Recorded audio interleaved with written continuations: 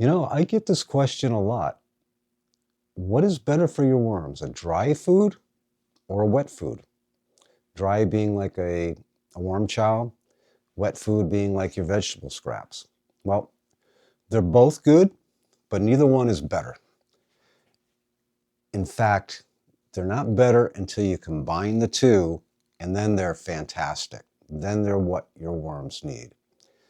What I want to do today is to bring you along and show you how I use a combination of dry foods and wet foods fed at different times.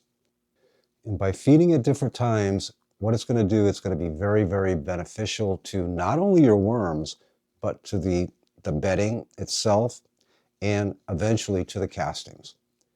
So let's go do a dry feed, show you how I do it, what I'm using, the ingredients, and how it's going to benefit your worms, your bedding, your castings. Let's go feed some worms. Okay, let's do a dry feeding of my worms.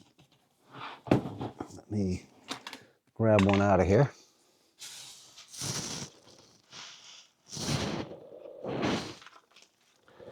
Now, I don't script any of my videos here, so if I go over the same things 2 or 3 times, that's why.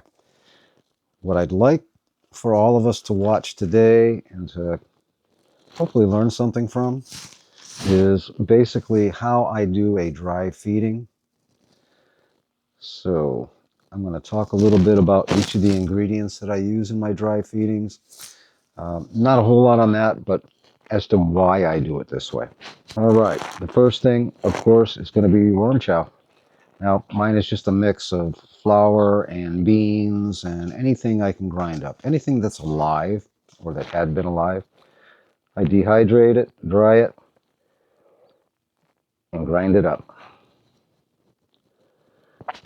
So that's going to be my first layer. I'm going to add a little bit of eggshell. I don't add a lot of eggshell to my bins, but I do add enough to make sure they're getting some good grit and to kind of balance the pH. One of the other things that I add that I don't add every time is azomite.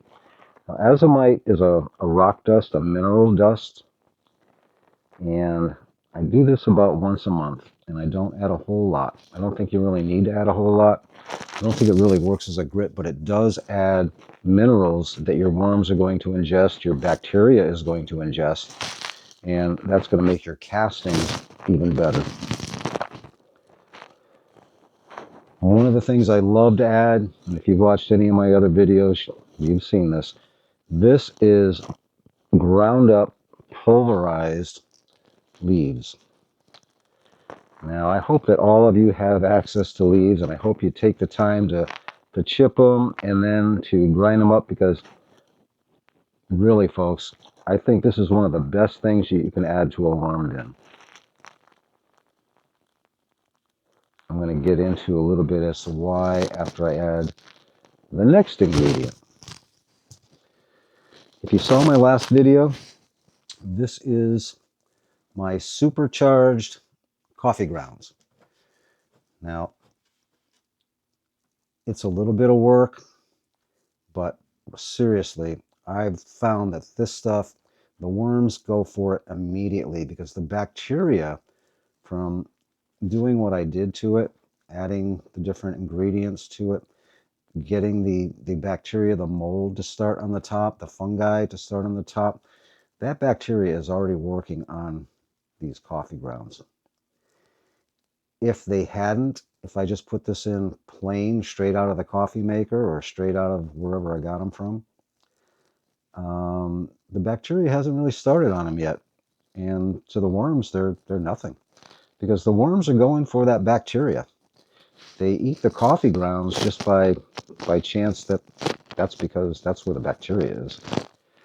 And between the worm chow, the leaves, which is just loaded with nutrients, the coffee grounds, the azomite, the worms are going to get a fantastic diet. All right. Again, variety. We want to add a lot of variety. Now I do a dry feeding. I kind of alluded to what I was going to talk about in the intro of this. I do a dry feeding once every 3 days. I do a wet feeding once every 4 days. So yeah, I'm pretty much on a 1 week schedule. Okay, I know that explanation was about as clear as mud. So let me see if I can show you on here. What it is basically a calendar of how I do my wet and dry feeding. And we'll start, say, with Monday. I feed a wet feed. I wait 4 days and I feed a dry feed. I wait 3 days and then I feed another wet feed. Now here's the important part. Let's say that you go in there to feed that second wet feeding and you notice there's still a lot of wet food left. Okay, you're probably feeding, at least the way that I do it in the concrete mortar trays, you're probably feeding a little bit too much, or you've got not enough worms to eat all that food. So push this out. If you notice, okay, there's not a lot of food, there's maybe a little bit, that's fine. Go ahead and do your wet feeding.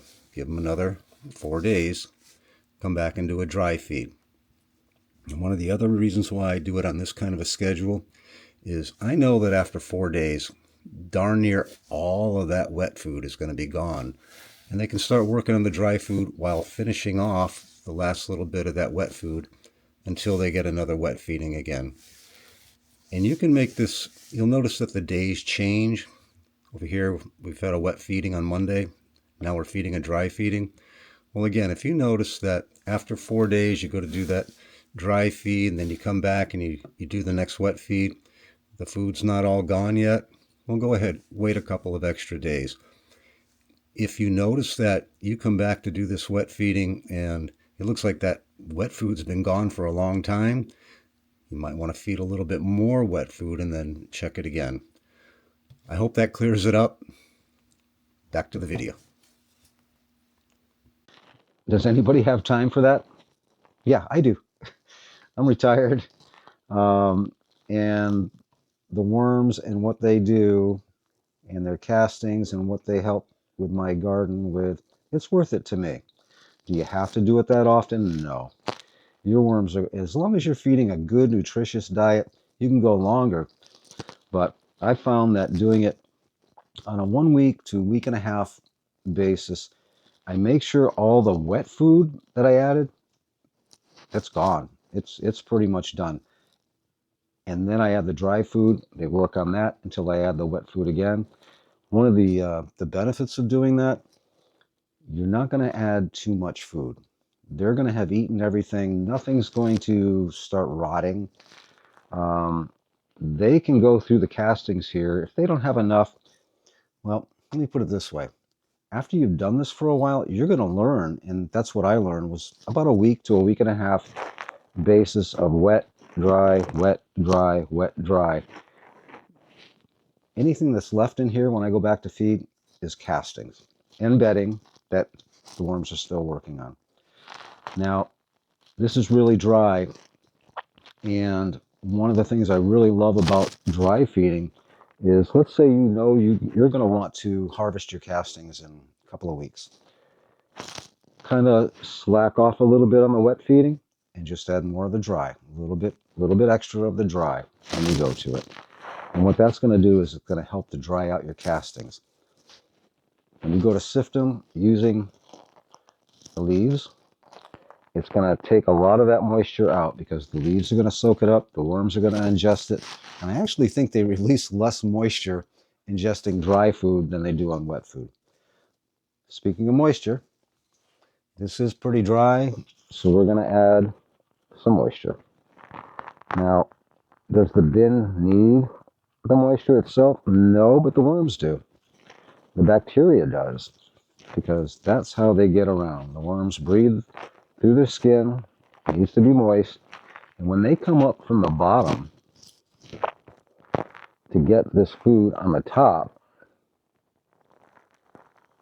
they're going to want to be in a moist environment.